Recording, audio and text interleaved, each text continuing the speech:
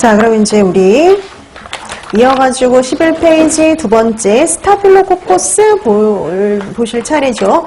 자, 스타필로코커스는 아까도 말씀드렸듯이 코커스 붙어 있으니까 고균이고요. 대다수의 고균처럼 그럼 양성의 포자를 형성하지 않는 구균입니다. 이 스타필로코커스 통성 혐기성이에요.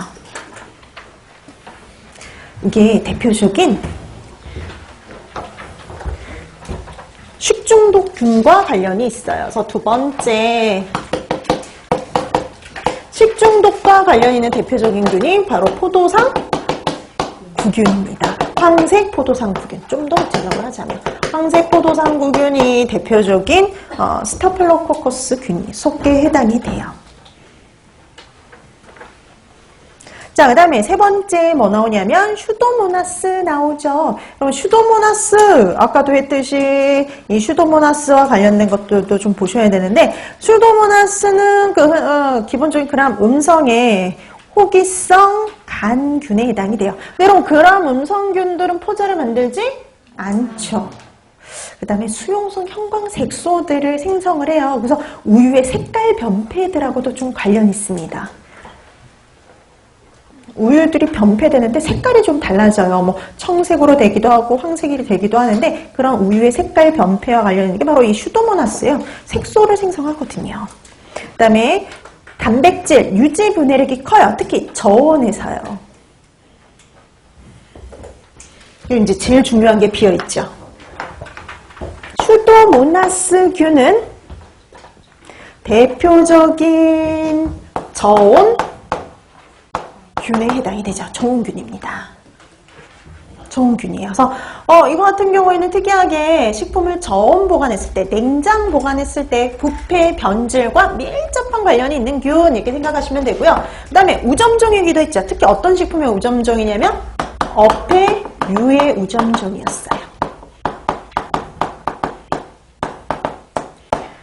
그래서 여러분 우점종이라고 해가지고 어패류에서만 증식한다라고 생각하시면 안 돼요. 어패류 말고도요. 육류라든지 우유라든지 달걀이라든지 채소, 과일 같은 애들을요. 냉장 보관했을 때 다 문제를 일으킬 수 있어요.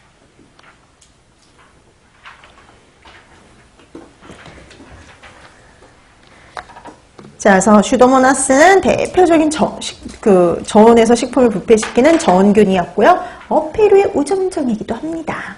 그 다음에 비브리오 나오네요. 자, 이 비브리오 그람 음성의 통성염기성 간균에 해당이 돼요. 그럼 음성이니까 포자 안 만들죠? 이거 여러분 잘 보세요. 그러니까 지금 보니까 구균, 그 다음에 바실러스, 클로스트리디움 이것 빼고는 다 음성 이렇게 생각하시면 돼요. 대다수는 음성 여기 나온 것들은. 자, 그러면 비브리오도 대표적인 그런 음성의 포자를 만들지 않는 간균이고요. 근데 얘는 좀 특이하게 비브리오 붙은 균들은 어떤 균들이 많으냐면 호염균들이 많아요. 자, 그래서 두 번째 채울 거 호염균입니다. 호염균. 호자가 좋아할 호자잖아요. 그러면 뭘 좋아한대요, 이번에는? 네, 소금, 염을 좋아하는 균 이렇게 생각하시면 돼요. 염을 좋아하는 균이에요. 소금을 좋아하는 균. 그래서 생육을 위해서 반드시 염을 필요로 하는 균들이에요. 그럼 염이 없는 환경에서는 발육이 안 됩니다. 생육이 힘들어져요. 자, 이런 호염균들은 특히 어디에서 존재할까요? 바다. 그래서 보통 호염균들이 해수균들이에요. 이 호염균은 이제 우리가 배울 거에 대표적인 애들이 있어요. 장염, 비브리오. 그쵸. 이 장염 비브리오가 대표적인 호염균입니다. 그 외에도 비브리오 폐혈증균.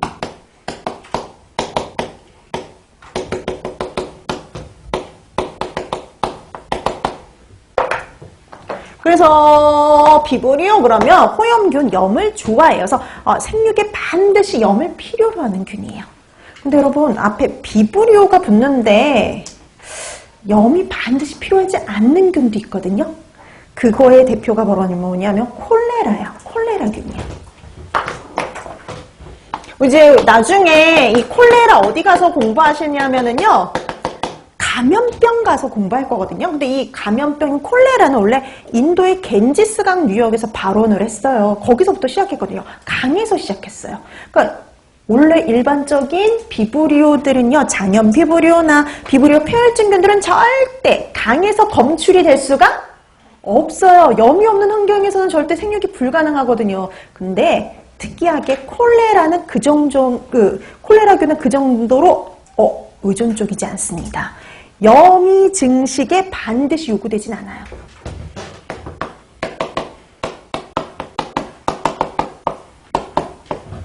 요구되지 않아요. 그래서 민물에서도 관련이 되는 거예요. 그러니까 염 있는 환경 좋아해요. 그럼 그 콜레라균도 염 있는 환경에서 잘 생육을 합니다. 근데 염이 없는 환경에서도 생육이 가능한 게 다른 점이에요. 그러니까 덜 의존적이죠. 그리고 얘는 완벽한 호염균이라고 얘기는 할 수가 없어요. 자, 이런 것들이 바로 비브리오의 대표적인 균들입니다. 근데 일반적으로 비브리오는 호염균들이다라고 보시면 돼요. 자, 그 다음에 마이크로코커스 나오네요. 이번에도 코커스죠. 코커스 붙어있으니까 이건 뭐냐면 구균. 근데 여러분 구균들은 그럼 양성이죠. 포자 안 만들고요. 자, 근데 얘는 호기성이에요. 여러분 호기성이 붙는 애들은 주로 식품이 어디에서 잘 번식을 할까요? 표면에서. 그쵸? 자, 그래서 이 마이크로코커스도요, 표면에서 문제를 일으켜요. 그 다음에 여러분 이 마이크로코커스는요, 단백질 분해력이 뛰어나요. 그러면 주로 어디에서 문제가 되냐면 육류 제품. 육류 제품의 표면에서 번식을 해서 변색을 시키거나 점질물을 만들어내는 대표적인 균입니다.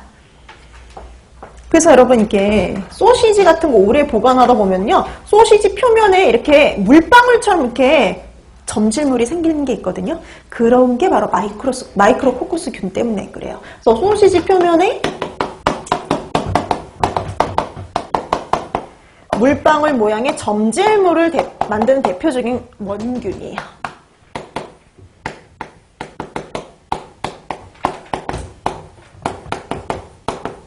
그래서 이 마이크로코커스는요, 주로 표면에서 문제를 일으킵니다. 자, 그 다음에 프로테우스. 이름이 꼭 뭐랑 되게 비슷해요. 프로테인. 그죠? 단백질하고 비슷하죠? 단백질 분해력이 뛰어난 부패균이에요. 그래서 특히 육류, 달걀, 이런 데서 문제가 되기 쉬워요. 얘도 그람 음성의 호기성 간균에 해당이 됩니다. 자, 그 다음에 시겔라.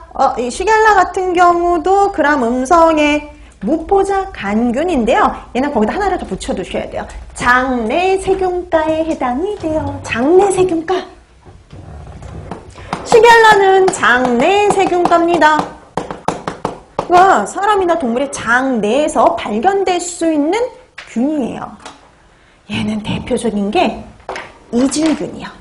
감염병의 원인균인 이질균이에요. 이질. 그래서 이질균 그러면 시겔라 속균이 원인입니다.